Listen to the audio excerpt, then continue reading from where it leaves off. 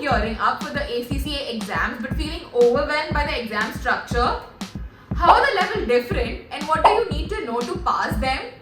Or wondering how many questions are there in each level? Or maybe which papers include case studies? We've got you covered with all the questions. In this video, we break down the ACCA exam pattern step by step from the basics to the details.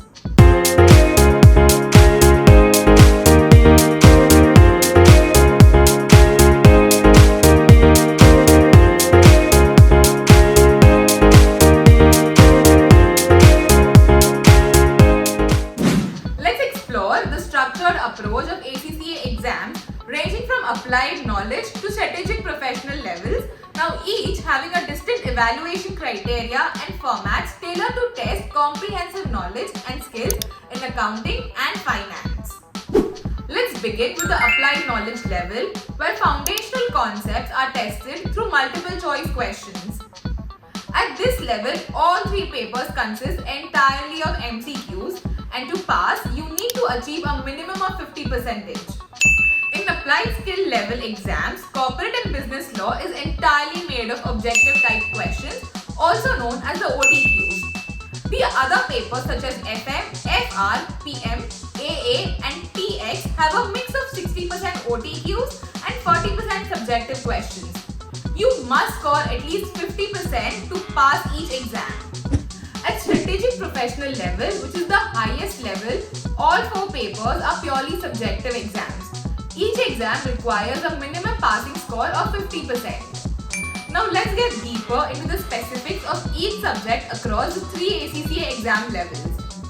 Understanding these details will provide a comprehensive overview of the knowledge and skills required to excel in each stage of the accreditation process.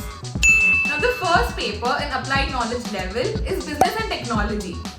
This paper is divided into two sections with a total of 50 OTQs. Section A comprises of 46 questions worth 76 marks and section B has 6 questions totaling to 24 marks. The second paper, management accounting, is divided into section A of 75 marks with 35 OTQs. And the section B is of 30 marks with 3 OTQs that has 5 sub-questions each of 10 marks. The next paper, financial accounting, is divided into section A of 75 marks with 35 OTQs and section B of 30 marks with 2 OTQs. Now the next set of papers are financial reporting, performance management and financial management.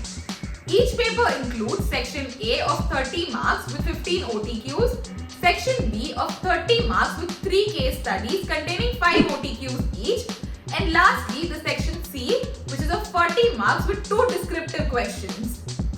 Audit and assurance is divided into section A of 30 marks with 15 OTQs and section B of 70 marks with 2 questions worth 20 marks each and 1 question worth 30 marks.